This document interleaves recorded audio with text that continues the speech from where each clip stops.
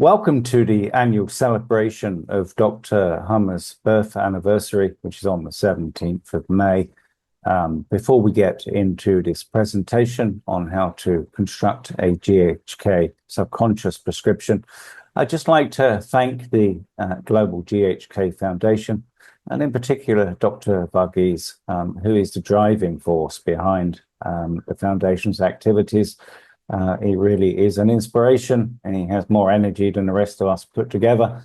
And I'd like to personally thank Dr. Varghese for organizing this year's celebration of Dr. Hamer's birthday, and all of the other mentors and teachers at the foundation who openly contribute their knowledge and their time for free to help people learn about Dr. Hamer's extraordinary medical discoveries. Before I start this presentation, I'd like to start off with the obligatory disclaimer. This information presented herein is for educational purposes only and should not be considered a substitute for professional medical advice. Participants are advised to consult their medical doctors for health-related concerns before applying any information disclosed during this presentation. Students are instructed not to use the information presented herein for examination purposes. I'd also like to make a dedication to my two teachers who have helped me on my learning journey, and the people who have made a significant contribution to my life and helped me to learn the skills that I have learned.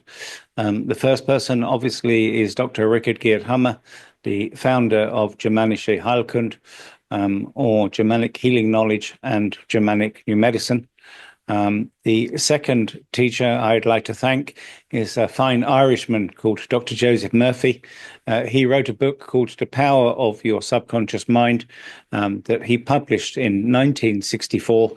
So this is a very well tested modality. He still sells thousands of dollars worth of books on Amazon, even though the book is now more than 60 years old. So thank you to Dr. Hamer and to Dr. Joseph Murphy, whose discoveries I have based my work upon.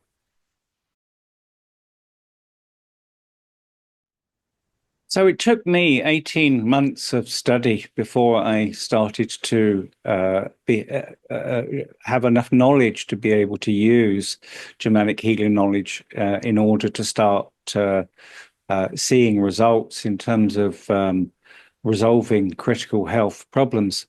The first problem I resolved was when I was riding on my Vespa in my home city of Bombay.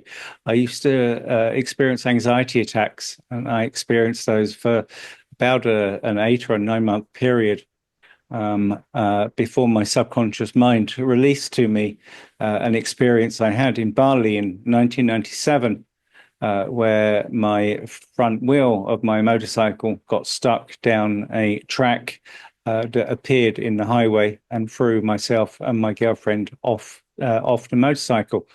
When my subconscious mind allowed that experience to surface, I could then consciously connect that experience to the anxiety attacks I was having on my motorcycle in Bombay, and I was able to switch those anxiety attacks off.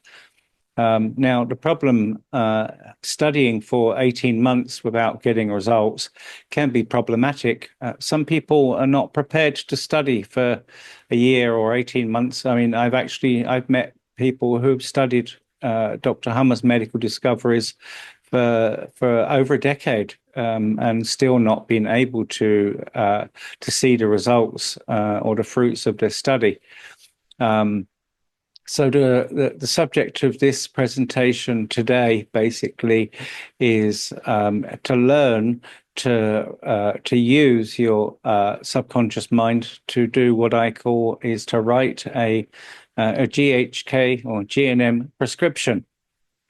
So what I'm going to do in today's presentation is I'm going to take you through the process of the data collection or the information that you need to pull together on the symptoms or the disease that you are facing. And then I'm going to show you how to convert that into a subconscious command that can help you switch your symptoms off.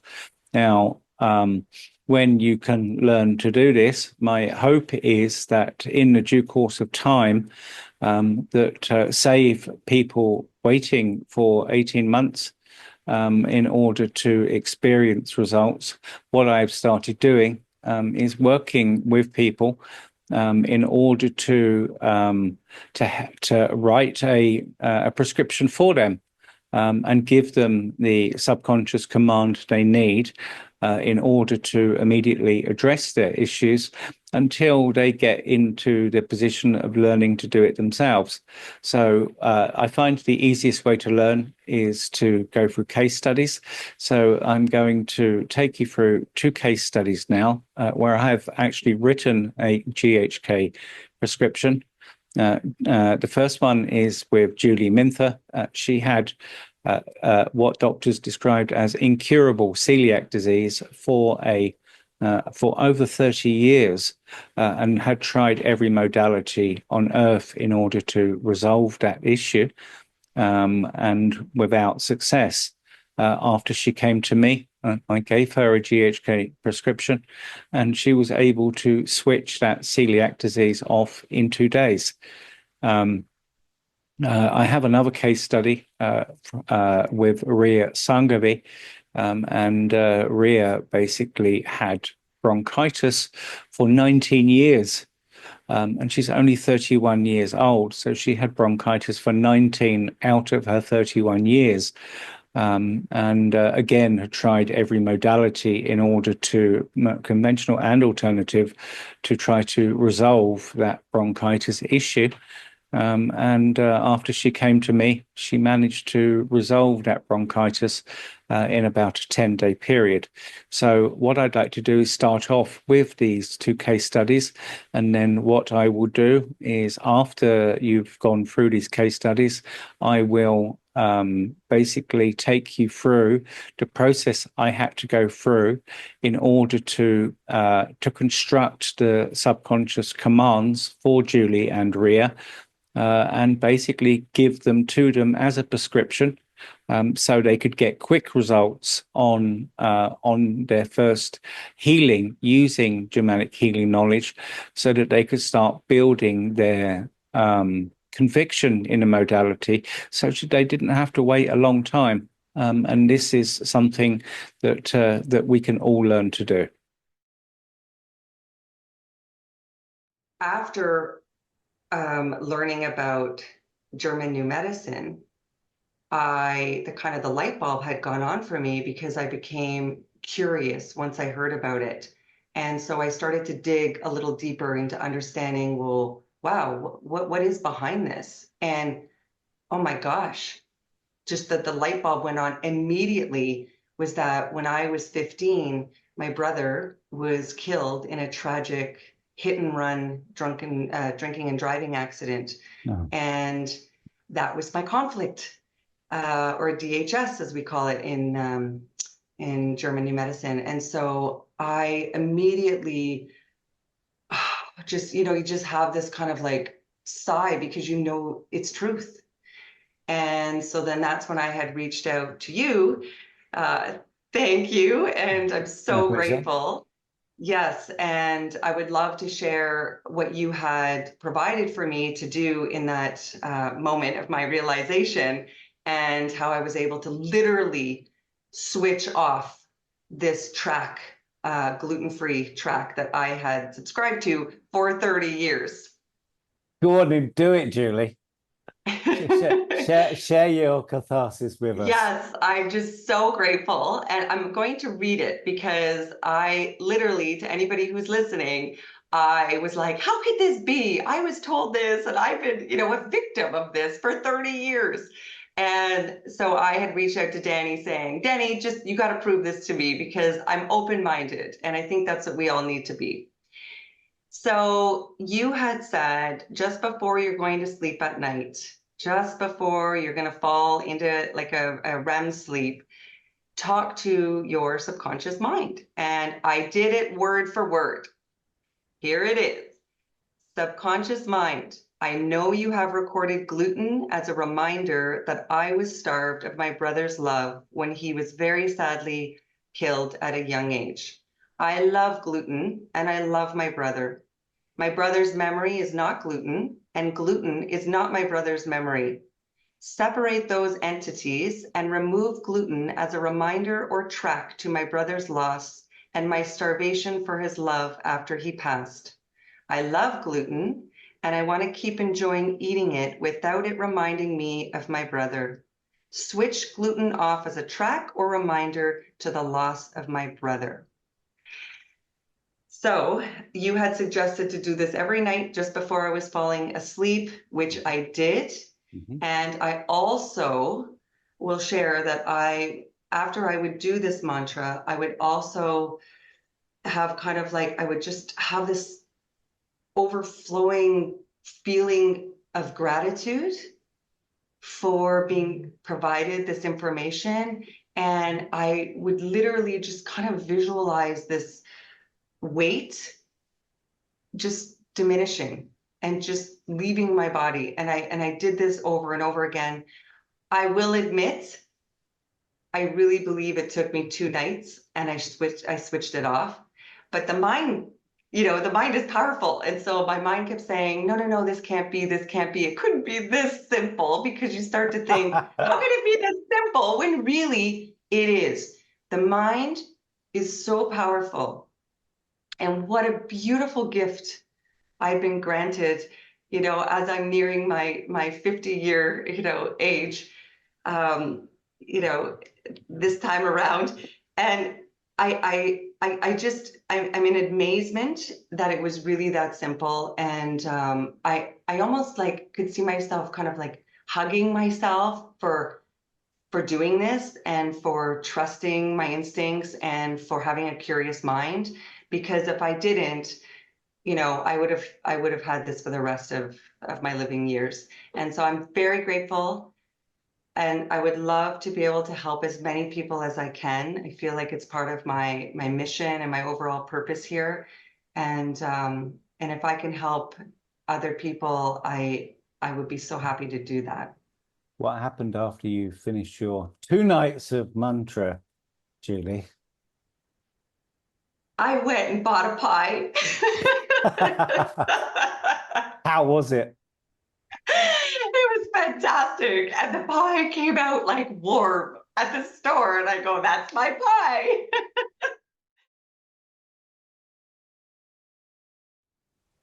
So basically, in summary, what happened is you had a very bad experience when you were 8 years old, and your subconscious mind had stored intimate relationships with men as being scary.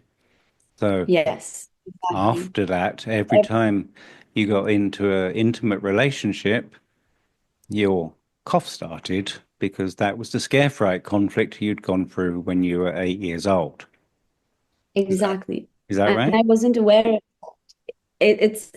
It's exactly that. And I wasn't aware of that, because even if I was in a happy relationship, subconsciously my mind would relate this to the scary experience that happened when I was younger. And so I would cough. And when I wasn't in a relationship, I was totally healthy. Like I wouldn't cough. So yeah. And yeah, right after that, we were both like, oh my God, we can't, it's this incident and it's connecting to all these incidences. And then you gave me a mantra and you were like, Ria, say this to yourself, because this is 19 years of, programming and trauma in a way that you've stored. And so you need to really tell your subconscious mind this, because it really has to process this and let this go and convince yourself that this experience is not scary anymore. Do you mind sharing the mantra that you use with us? Yeah, sure.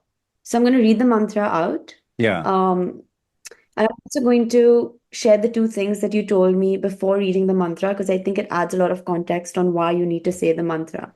So the whole purpose, like you mentioned, was dissolving these tracks because our subconscious mind stores this information and creates associations with different things that happen in our lives. And the whole purpose was to dissolve these associations or these tracks. So, number one was to convince the subconscious mind that the problem is resolved. And I remember this clearly because at that point, I know that in some way I was still carrying that because Mhm. even when I expressed this to you, I remember being very emotional about it. That's And right. two, to convince the subconscious mind that it can never happen again. So these were the two things that you shared. And then the mantra was subconscious mind. I know you have stored the scary and dangerous experience of getting abused when I was 8 years old, and I've stored intimate relationships with men as a track or reminder of the scary experience. I was 8 years old when I experienced that abuse and was young and vulnerable. I am now an adult and no longer vulnerable. So there is no possibility that can ever happen to me again. Please switch off the subconscious track or reminder of intimate relationships with men being as scary or dangerous. Now I am an adult and no longer vulnerable. The problem of men abusing me and scaring me can no longer happen. Yeah. So, Yeah, yeah, it just this gave is me the mantra goosebumps. that was given to me. And I went back home and I was repeating this mantra. What happened when you went home, Ria?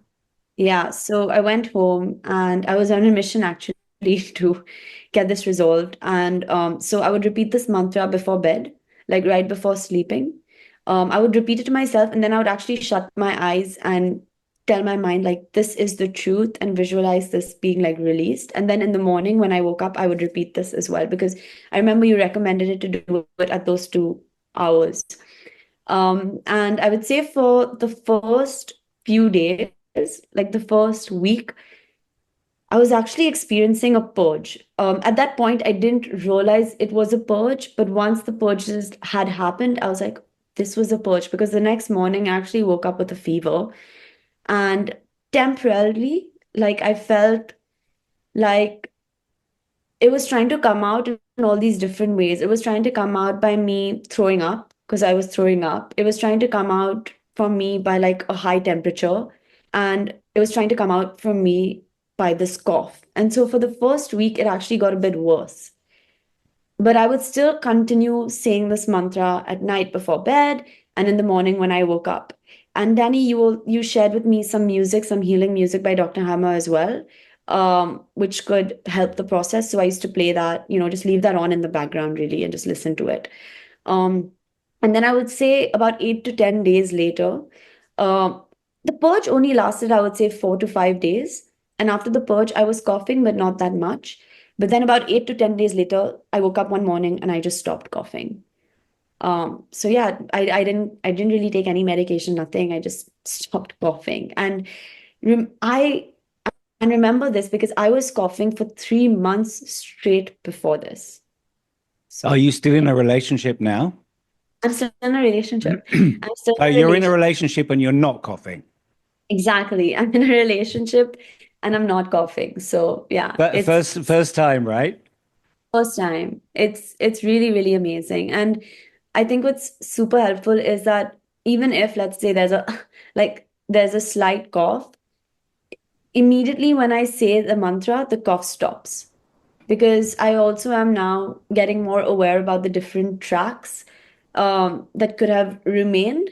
And so Yep. yeah, I'm in a Tell us a bit relationship about the and tracks, your experience with tracks. What type yeah. of tracks So did you when I experience? say I experience tracks is for example, the incident that really started the cough was the incident that happened when I was 8 years old. And it stayed in my mind, throughout whenever I had sort of relationships with men.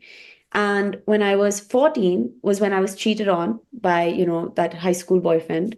And the track was, I mean, the conflict was already in my mind and the programming was already, okay, it's scary. So I'm coughing. But while I was coughing, I remember, being in the room when he confronted me and the AC was on. So the AC stayed as a track with that incident. So it's so strange because before, not anymore, but before when I was in an AC room, I would sneeze and cough. And so I became aware of that. And so let's say not anymore, but when when the AC was on, like since I learned this technique, and I would, let's say, if my nose was runny or if I would cough, I would say, dear subconscious mind, I would say the mantra that Danny, you gave me, and then I would say, stop this track. I want to remove the association of the track of the AC with that incident as well, and then the cough stops. So yeah, it's actually quite, it's like magic, I would say. I don't really know how else to put it. Yeah. Wow. Julie and Ria's case studies never cease to give me goosebumps every time I watch them. I'm delighted for both Julie and Ria that they have managed to both resolve a lifetime of chronic health issues. What I will do now is I will show you exactly what I did and how I did it. It's essentially a two-step process. Firstly, I will take you through the information you need to collect on your health condition in order to be able to construct a subconscious command. And then I will take you through the process of putting together a subconscious command so you can start the process of learning how to do it. It is a learned skill. I often still don't get it right first time. What I do is I put together a subconscious command. If it doesn't work, then it means that there's something missing. So that you have to go back through the information that you have put together, and then revise it and try again. And guess what? I have to do this all the time, so I very rarely get this right first time. But I'll break the process down for you so you can start learning about how to create a subconscious prescription. Let me start by explaining the two documents we have in front of us here. On the left side of the screen, we have the book, The Psychic Roots of Disease, written by the author Bjorn Ebel. This is, in my opinion, the best summary of Dr. Hamer's medical discoveries in a relatively accessible and easy to understand English. On the right-hand side, we have a data table I have put together of the information you need to be able to pull together in order to be able to create a subconscious command. Now you'll see on the right-hand side, we have 8 data points.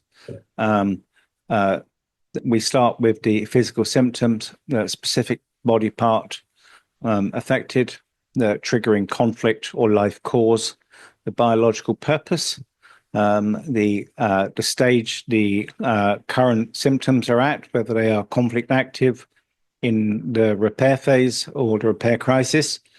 Then we have a timeline. You will have to prepare a detailed timeline of every time you experience the symptom back to when you first experienced it. You will need to note the conflict of the content and any tracks or reminders that your subconscious mind has been stored. Now, when we initially face a problem, we start out with physical symptoms and typically go to a medical doctor, and then we get a medical diagnosis. So the starting point is your physical symptoms or your medical diagnosis. We need to learn to go from the physical symptoms through to the life cause or the triggering conflict that caused that problem to start. And the way we basically do that is we put our physical symptoms. We can either, in this case, we can put coughing, or we can put bronchitis in. And what we do is we go to the psychic roots of disease, and then we type in bronchitis. When you type a search term in Bjorn's book, what it will do is it will give you the pages that bronchitis is returned within the book. If you go to the contents page at the beginning of the book, you will be able to see that If I go down to the lungs, where's the lungs, lip, lungs, bronchi, and trachea, I can see it's approximately on page 197 that I'm looking for. So if I expand this a little bit, I can see the page numbers. And then if I go down to page 200 approximately, this is bronchial cancer. So we don't want this one. Let's keep going down. If you're new at studying Germanic healing knowledge, you might want to go through all of these pages and read around every time bronchitis is returned. What we'll do is we go here and we got bronchitis and bronchial asthma. So this is the one that we want to read. Okay, now the specific part of the body affected, this is the bronchial mucosa. So if we go, we see up on here on the bronchi, we got the bronchial mucosa, which is here.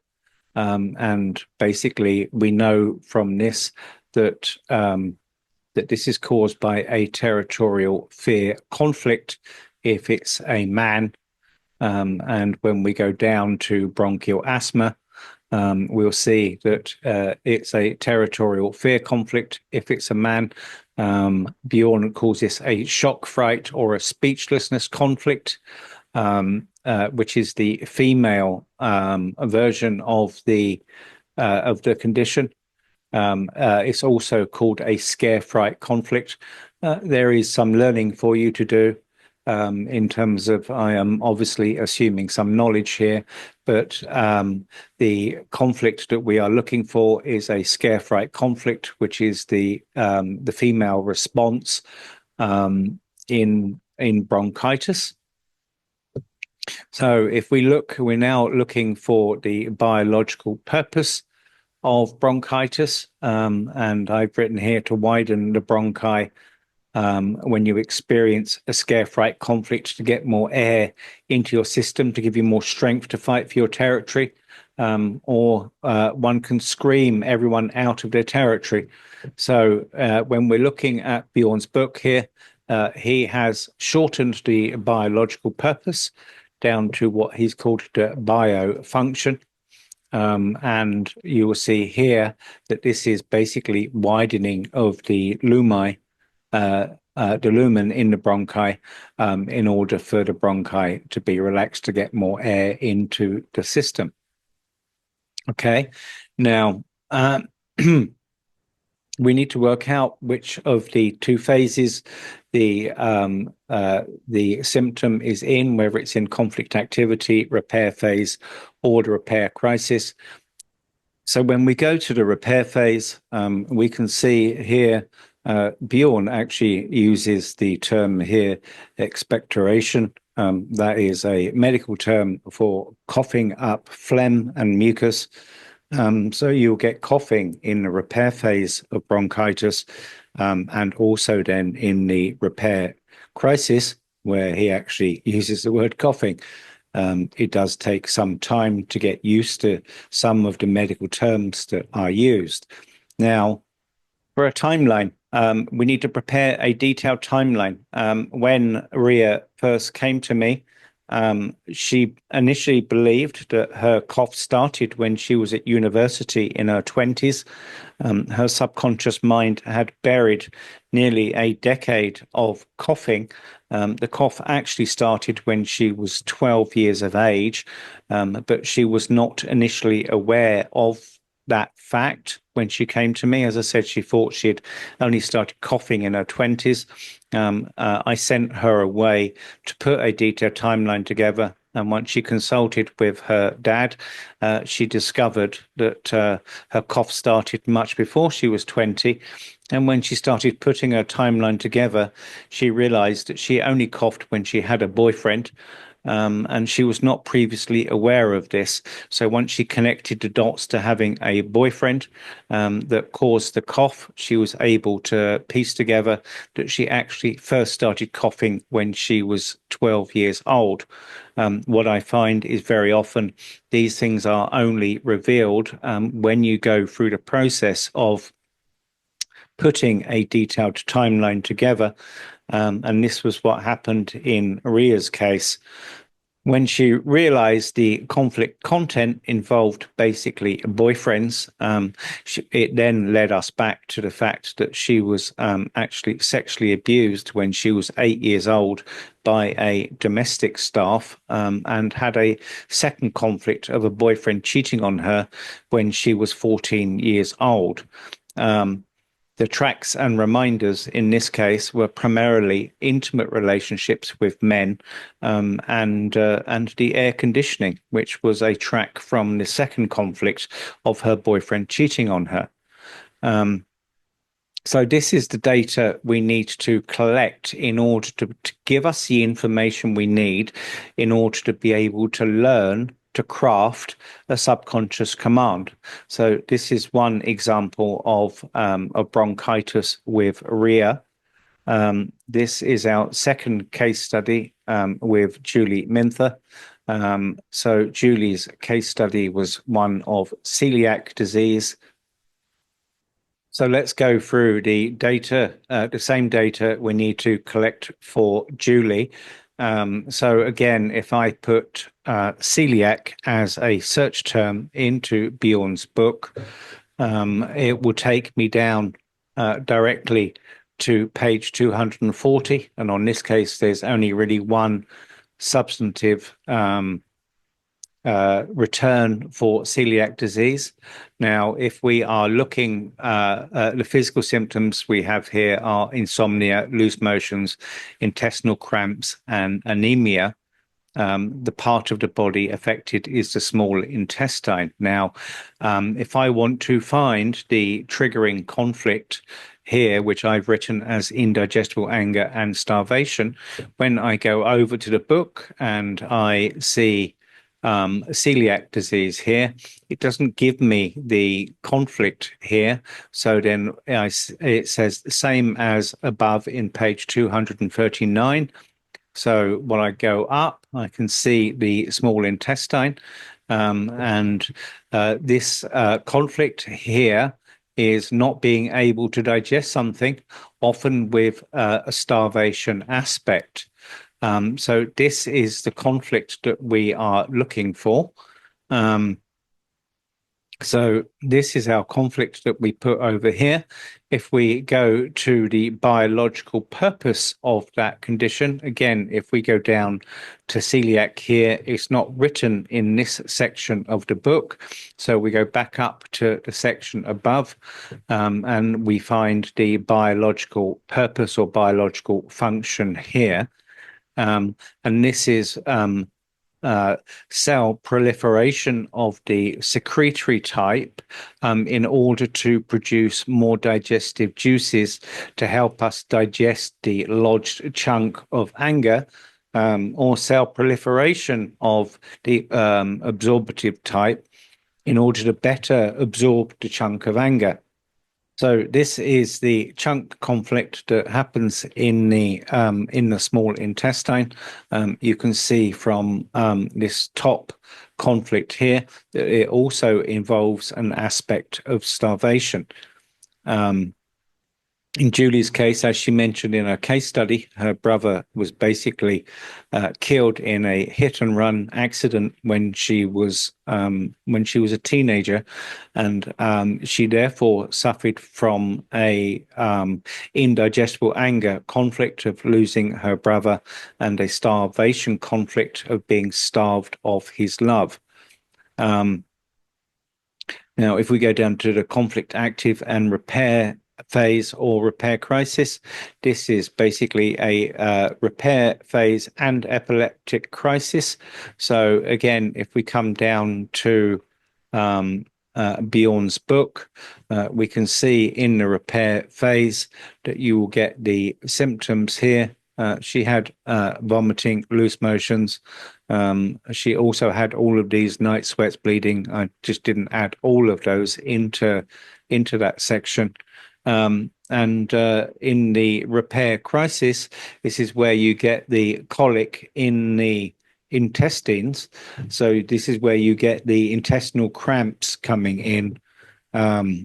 So this is basically where I've got this information from, whether it's in the conflict active or repair phase. Now, in terms of Julie's timeline, Julie didn't have to put a detailed timeline together, because once she learned the triggering conflict or the life cause of her celiac disease, she knew immediately when it started from age 15 that this was triggered by the loss of her brother. Obviously, this is a very profound event in her life. So the conflict content was Julie's brother was killed in a drunken driving accident, and the tracks and reminders basically were gluten intolerance. Apparently, she had a pasta fetish when she was in her teenage years, which is how it got attached to that incident as a gluten intolerance. Now, this is the information for both Julie and Ria. And in every situation, these 8 pieces of information is the information that we need to collect. And let me go over to PowerPoint, and I will show you how to convert these into a subconscious command. Now we get to the step in the process where we use the information we have put in our data table and convert it into a subconscious command. We will have different situations that we can apply the subconscious command to.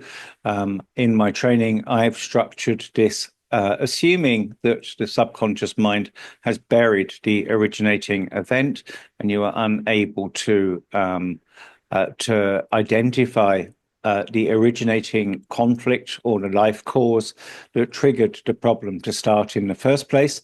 So you will see on step 1, release the buried trauma. This is the information from the data table that you would then craft into a subconscious command in order to get the buried trauma to be released. Or ultimately, if you know the originating event that triggered the symptoms to start, then you can just convert it straight into a subconscious command to switch that problem off. So these are our 8 data points from our chart, our data table. And all we're going to do basically, so this is a subconscious command. I put together a prompt I put together for my jaw. And what I've done is I've put the numbers of the data table down the side, so you can see simply how you extract the information from the data table in order to create the subconscious command. Now, in this particular situation, I was not aware of the originating event that triggered the cancer in my jaw. So this was a subconscious command I put together in order to get my subconscious mind to release the originating event to me. I have a painful tumor growing on my jaw. I know this is caused by a problem of my inability to convince somebody of my point of view. I know the biological purpose of the program is to increase my capacity to help me solve the problem. It's running conflict active and adding capacity. And the conflict that triggered the program to start running was approximately 1 month ago. Please reveal to my conscious mind the conflict that triggered this biological program to start running. I gave this command to my subconscious mind just before I slept at nighttime. And basically, the originating conflict was released to me in the middle of the night. And you are either woken up at nighttime, or you'll have a dream about the experience, and the experience will be released to you in a dream. In terms of using the prompt, basically we have two windows of opportunity where we can directly access our subconscious mind, and that is just before we sleep at night, and just when we wake up in the morning, when the conscious mind is starting to quieten down, just before you go into a deep sleep, you can get direct access to your subconscious mind, and the instructions that you give it just before you sleep or just when you wake up in the morning, basically you can give instructions to your subconscious mind, and it will release that information to you.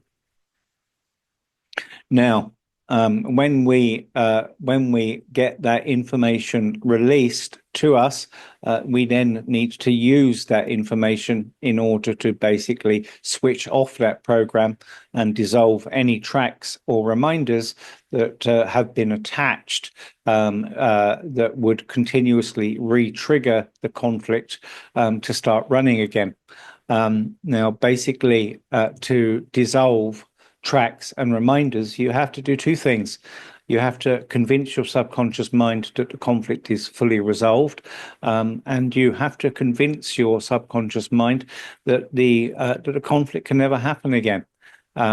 Now, there are many ways that you can do that, and basically some examples of how you can do that is, for example, in Ria's case, I was a child and small and weak when I experienced a conflict, and now I'm an adult and I'm big and strong, so therefore it cannot happen again. Or the person who did this to me is no longer in my life. They've passed away, we're divorced, they've left. Again, in Ria's case, the domestic staff that abused her was no longer in her life. Or the person is old and frail, and I'm young and strong, so they can no longer take advantage of me because I'm now stronger than them. Or there were unique circumstances in my life that no longer exist, and pandemics would be an example of that. So if you can find a logical reason to convince your subconscious mind that the conflict is both fully resolved, and it can never happen again, basically you will be able to switch off all of the tracks and reminders from that conflict. Now, converting this into a subconscious command, basically this is a formula or a format for the subconscious command. Subconscious mind, you have revealed to me the originating conflict that has caused, and then you fill in the details of your condition. That conflict cannot happen again. I was, and then you fill in the circumstances. I was a young child, weak and vulnerable. Person's no longer in my life, or and now I am, and fill in the details what you are now. You're big, strong, you're an adult, you're no longer vulnerable. And the person who took advantage of my vulnerability is no longer in my life. This conflict is fully resolved and can no longer happen again. Please switch off the health condition and all tracks and reminders that re-trigger the problem to start again. So if you construct a subconscious command like this, and you instruct your client or whoever you are helping to create a subconscious command for, and you give them the instruction that before they sleep at nighttime and when they wake up first thing in the morning, they will basically repeat the subconscious command verbatim as you have prepared it for them, and they will be able to trigger a spontaneous cathartic healing. Now, this was the subconscious mantra I put together for Ria. Subconscious mind, I know you have stored the scary and dangerous experience of getting abused when I was 8 years old, and my subconscious mind has stored intimate relationships with men as a track or reminder of the scary experience. I was 8 years old when I experienced that abuse, and I was young and vulnerable. I'm now an adult and no longer vulnerable, so there's no possibility that this can happen to me again. Please switch off the subconscious tracks or reminder of intimate relationships with men being scary or dangerous. Now that I'm adult and no longer vulnerable, the problem of men abusing me and scaring me can no longer happen. So this was the subconscious prescription that I put together for Ria. and she used this to switch off 19 years of bronchitis. This was the subconscious command I put together for Julie to switch off her celiac disease. Subconscious mind, I know you have recorded gluten as a reminder that I was starved in my brother's love when he very sadly died at a young age. I love gluten and I love my brother. My brother's memory is not gluten and gluten is not my brother's memory. Separate those entities and remove gluten as a reminder or track to my brother's loss and my starvation for his love after he passed. I love gluten and want to keep enjoying eating it without it reminding me of my brother. Switch gluten off as a track or reminder of the loss of my brother. This, again, is the subconscious prescription that I gave to Julie. And as she mentioned in her interview, she used this verbatim and was able to switch off the celiac disease that she had suffered for about 32 years. And she was able to use this GHK prescription and managed to switch the celiac disease off in 2 days.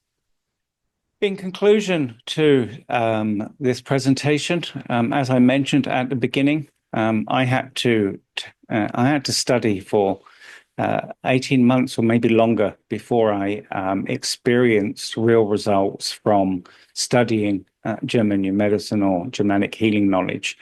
I meet lots of people who've studied for years, or even some people who've studied more than a decade, Dr. Hamer's medical discoveries, and still not been able to learn how to use that learning in order to get results with it.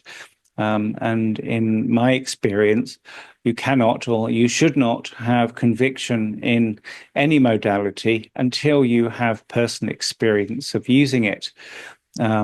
This method that I have put together basically allows us as more experienced people studying Dr. Hamer's medical discoveries to give us a process where we can go through putting a timeline and a subconscious command together for the clients or the people that we help in our practice, and we can help people to get results using Germanic healing knowledge or Germanic new medicine much faster, and start to build their conviction in the subject.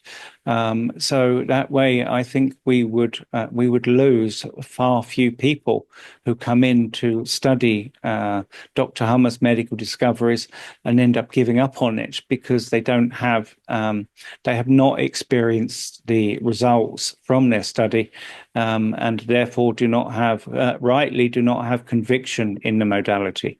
So I hope this gives you some insights into how you can write or learn to write prescriptions, Germanic healing knowledge prescriptions for your clients, and give them the ability to experience the results from these extraordinary medical discoveries in a much shorter time frame than I find many people do, including myself, when they first start studying this modality.